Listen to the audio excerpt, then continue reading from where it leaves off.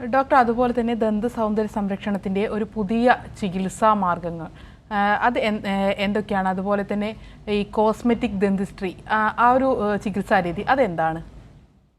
Cosmetic dentistry എന്ന് പറയുന്നത് ദന്താരോഗ്യ പരിപാലനത്തിലെ ഒരു പ്രത്യേക സ്പെഷ്യാലിറ്റി അല്ലെങ്കിൽ ഒരു ശാഖ എന്ന് നമുക്ക് പറയാൻ പറ്റില്ല.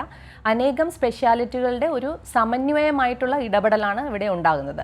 അതായത് ദന്തക്രമീകരണ വിഭാഗം, അതായത് ഓർത്തോഡോണ്ടിക്സ്, പിന്നെ കൃത്രിമ പല്ല് വെക്കുന്ന പ്രോസ്റ്റഡോണ്ടിക്സ് വിഭാഗം, പിന്നെ കൺസർവേറ്റീവ് ഡെന്റിസ്ട്രി, അതായത് നമ്മുടെ പല്ലുകൾ കേട് ആയ പല്ലുകളെ സൂക്ഷിക്കുക, റൂട്ട് കനാൽ തെറാപ്പി തുടങ്ങിയ കാര്യങ്ങൾ, മോണരോഗത്തിനെ ചികിത്സിക്കുന്ന പെരിയോഡോണ്ടിക്സ് വിഭാഗം, പിന്നെ എല്ലിൻ്റെ ശസ്ത്രക്രിയ, ഓറൽ ആൻഡ് മാക്സിലോഫേഷ്യൽ ശസ്ത്രക്രിയ വിഭാഗം, ഇവരുടെ എല്ലാവരുടെയും ഒരു സമന്വയമായ ഇടപെടൽ മുഖേനയാണ് നമ്മൾ കോസ്മെറ്റിക് ഡെന്റിസ്ട്രി എന്ന് പറയുന്ന ഒരു പേരിലേക്ക് എത്തുന്നത്. അപ്പോൾ ഇതിൽ പല ഘടകങ്ങൾ നമ്മൾ ശ്രദ്ധിക്കേണ്ടതായിട്ടുണ്ട്. ഒരു പുഞ്ചിരി ആകർഷണീയമാക്കണമെങ്കിൽ അതിൽ നിരയൊത്ത പല്ലുകളും വെളുത്ത പല്ലുകളും മാത്രം പോരാ. അത് നല്ല ഉറപ്പുള്ള ആരോഗ്യകരമായ മോണ വേണം, നല്ല ചുണ്ടുകൾ വേണം. ഇതെല്ലാം കൂടി ആകുമ്പോഴാണ് ഒരു പുഞ്ചിരി ആകർഷണീയമാകുന്നത്. അപ്പോൾ ഇതിന് ഒരുപാട് നൂതനമായിട്ടുള്ള ചികിത്സാ രീതികൾ ഇന്ന് ഡെന്റിസ്ട്രി അല്ലെങ്കിൽ ദന്തചികിത്സാ രംഗത്ത് നമുക്ക് അവൈലബിൾ ആണ്.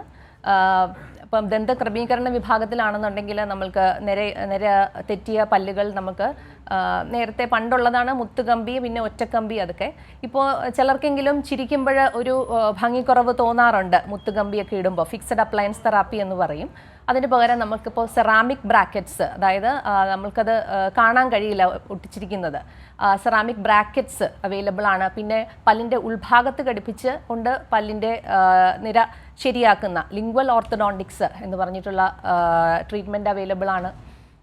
പിന്നെ പല്ലുകളുടെ ക്യാപ്പ് ഇടുന്നതാണെന്ന്. പിന്നെ ക്ലിയർ അലൈനേഴ്സ് എന്ന് പറയുന്നത് നമുക്ക് ഒരു സോഫ്റ്റ്വെയറിൻ്റെ ഉപയോഗത്തിലൂടെ നമുക്ക് ഒരു സെറ്റ് ഓഫ് ട്രേസ് പേഷ്യൻറ്റിന് കൊടുത്തിട്ട് ഒരു 10-60 ട്രേസ് യൂസ് ചെയ്യുന്ന ഒരു പ്രൊസീജിയറാണ്. അതായത് നമുക്ക് അവസാനത്തെ എൻഡ് റിസൾട്ട് എന്താണെന്ന് സോഫ്റ്റ്വെയറിൻ്റെ ഒരു ഉപയോഗത്തിലൂടെ നമുക്ക് അറിയാൻ കഴിയും.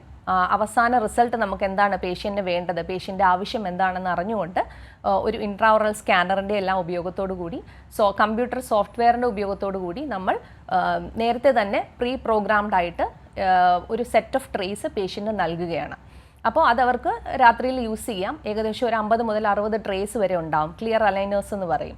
അപ്പോൾ അവർക്ക് അത് കോസ്മെറ്റിക് ഡെന്റിസ്ട്രിയിലൂടെ തന്നെ അവർക്ക് ഈ മുത്തുകമ്പിയുടെ ഒരു അരോചകത്വം ഇല്ലാതെ തന്നെ അവർക്ക് ദന്തക്രമീകരണത്തിന് സാധിക്കുന്നു. പിന്നെയുള്ളത് നമുക്ക് വെനിയേഴ്സ് എന്ന് പറയുന്നതാണ് നൂതനമായ മറ്റൊരു ചികിത്സാ രീതി. അതായത് നമ്മളൊരു ഫുൾ ക്രൗൺ, അതായത് മൊത്തത്തിലുള്ള ഒരു ക്യാപ്പ് ഇടുന്നതിന് പകരം പല്ലിൻ്റെ കാണുന്ന വശത്ത് മാത്രം ചെറിയൊരു സെറാമിക് പാളി പോലെ ഒരു വളരെ അർത്ഥസുതാര്യമായ ഒരു സെറാമിക് പാളിയാണ്.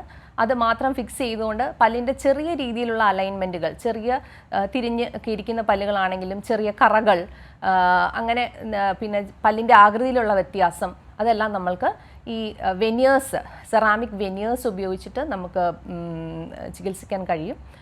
അതുപോലെ തന്നെ മോണരോഗ വിഭാഗത്തിലാണെന്നുണ്ടെങ്കിൽ നമ്മൾക്ക് ചിലർക്ക് പിഗ്മെൻറ്റേഷൻ അല്ലെങ്കിൽ പിഗ്മെൻറ്റഡ് ആയിട്ടുള്ള കുറച്ച് കറുത്ത മോണ ഉള്ള ആളുകളുണ്ട്. ചിലർക്ക് അതൊരു ബുദ്ധിമുട്ടായിട്ട് തോന്നാറുണ്ട്.